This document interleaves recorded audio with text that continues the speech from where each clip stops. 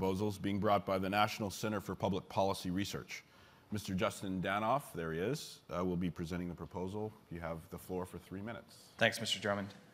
My name is Justin Danhoff. I'm General Counsel with the National Center for Public Policy Research, and I rise today to move our proposal that seeks greater transparency concerning Google's alternative energy projects.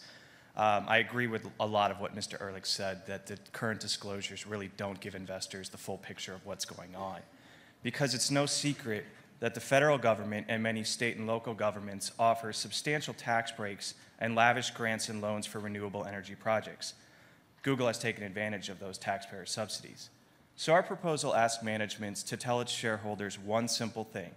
If renewable energy projects such as solar and wind were forced to compete in an actual free market, would Google investors be at risk? If politicians in Washington, Sacramento, and elsewhere change their minds about spending hundreds of billions of taxpayer dollars on green energy projects of private businesses like ours, what would the impact be on our shareholders?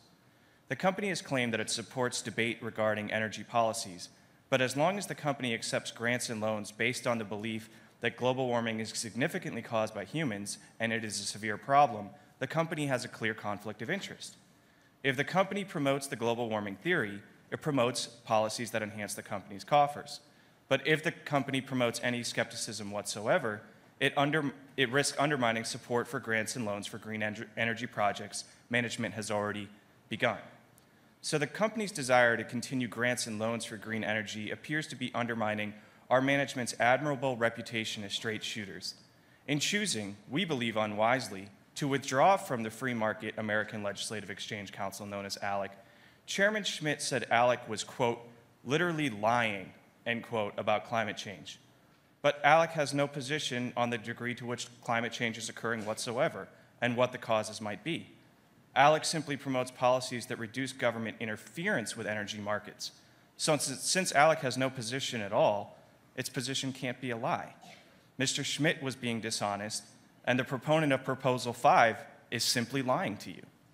Schmidt's over-the-top statement, which, by the way, could unnecessarily make the company vulnerable to a lawsuit by ALEC, implies that Google is highly emotional about the climate change issue, which in turn raises the possibility that the company is very reliant on energy policies that provide lavish subsidies for renewable energy projects.